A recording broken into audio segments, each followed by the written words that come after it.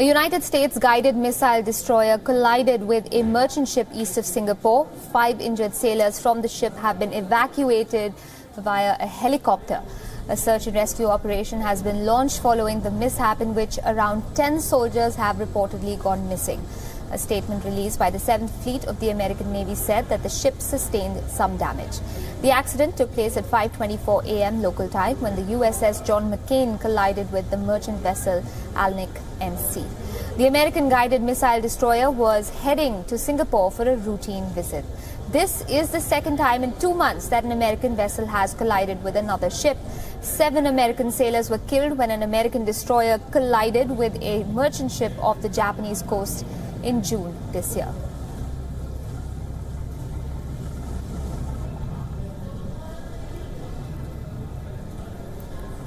This latest incident of grave concern, of course, because this time again it is a US guided missile destroyer that is met with an accident, a collision that has taken place with a merchant vessel in the waters near Singapore.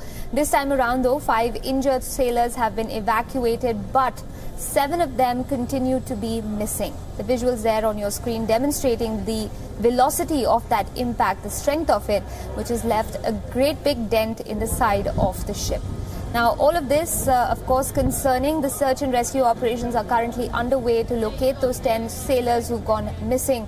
But let's not forget also and keep in mind the fact that this isn't the first time that the USS or the US Navy has dealt with a similar situation. Now, just 2 months back in June, it was the USS Fitzgerald which met with an accident with a commercial liner in the waters off the coast of Japan.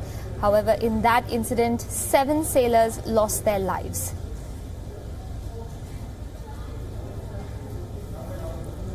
This, of course, when the American destroyer USS Fitzgerald collided with a merchant ship off the Japanese coast in June this year. This time around, the incident has taken place near Singapore. 5 sailors have already been evacuated by helicopter from Singapore itself. But it is of grave concern that there are 10 sailors still missing. What is their fate? How important are the hours or minutes, if you will, following the incident in terms of locating those sailors, figuring out if they're within the ship or in the deeper waters around. Also, to get an understanding of how exactly an accident like this takes place, especially since this is a destroyer. Does it not have the requisite security apparatus to warn it in case there is a vessel in its path? Joining me live on the broadcast to figure out or at least answer some of those questions that I just posed is Commander G.K.K. Nair. He's a former naval officer. He's also an executive director now with a Russian firm that specializes in ship control systems. Sir, good evening. Thanks very much for joining us here on the broadcast. If I can just ask you first up, are you surprised by this incident? Well, I am certainly surprised at this incident for the basic fact that this has happened in one of the busiest channels in the southeast, because these are busy waters and these are controlled navigation which takes place in these waters. So therefore, I'm really surprised. All right.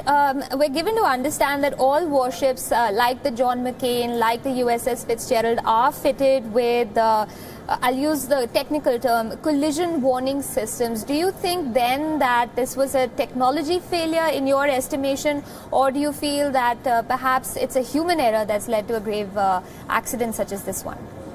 Well, I cannot contemplate what could be the actual reasons, but there are also reports of steering gear failure of the ship. Although it says that before the accident, the steering gear control was recovered, that I feel, taking this report into account, that this could be one of the possible reasons why this has happened, because warships are certainly manned.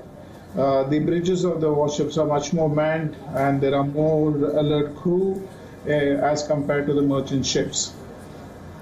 Right. Sir, also if I can ask you, in terms of the missing sailors at this point in time, I think the focus is to ensure that they are located immediately. In your experience, if you can help us as laypersons understand, is the worry that they're caught within the body of the ship, or is the fear that they might have actually gone into the deep waters surrounding, and which one of those poses the greater danger? Well, considering that the accident has taken place on the port side in the midship, or towards the after the midship, I would reckon that the possibility is there for both, because from the video images which I have seen, the damage is not small. It is what is visible even above the waterline is almost a 15 to 20 feet gash, and considering that the merchant ship's bow has hit the warship, the underwater damages could be even much more serious. And these are the areas where mostly you have the sailors' accommodation or the engine room or both. So therefore, it is possible that the missing sailors are also within compartments which are flooded and which automatically are, as a procedure of damage control, isolated totally. And this is one aspect. The other aspect could also depend on what the ship was actually doing, what exercise or what is the regime of the ship at the time of the accident. It could also be possible because of the impact, which is almost perpendicular. Some of the crew who have been on board on the upper decks could have been thrown off the ship. Both are possible. Right. Sir, if I can draw your attention also to the fact that there was another incident that took place back in June that was involved the USS Fitzgerald. Is it fair to look at both of these incidents within the same conversation, or do you think that they need to be looked at as two separate incidents given the fact that they've happened in completely different waters? You see, collisions at sea are absolutely peculiar, and this have been happening, and it will continue to happen. Therefore, there is no similarity which can be drawn with two collisions, because possibly there are three factors. One could be technical, one could be human error, and in most cases, other accidents take place due to extraneous reasons. So I would not like to draw a parallel between Fitzgerald and this, because in the case of Fitzgerald, it's already been proven, and the US Navy has also come out in the open to say that there's been human error and lack of seamanship on both counts, meaning that both on the part of the naval vessel as was also the merchant vessel.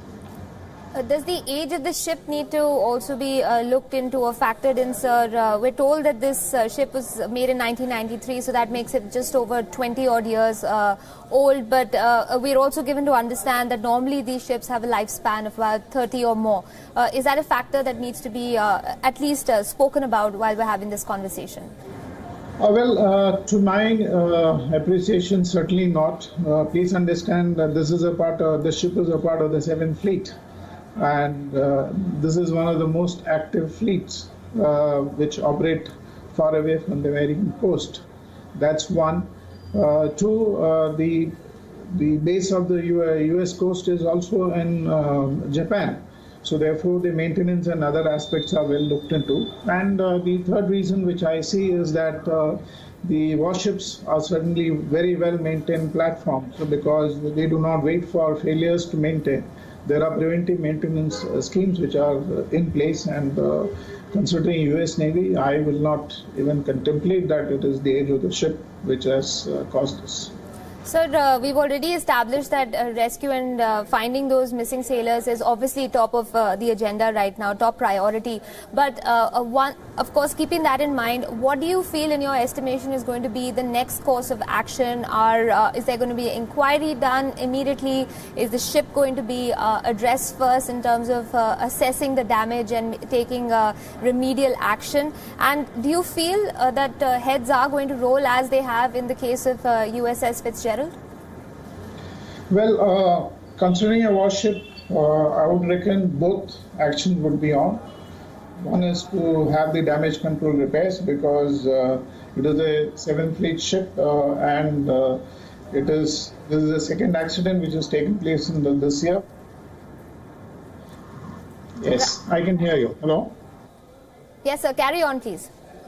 So therefore, the one activity which relates to the immediate repair of the ship will be certainly on, and most certainly there will be a formal inquiry which will be conducted in-house within the Navy to ascertain the cause of the accident and to recommend remedial measures so that such things do not happen again.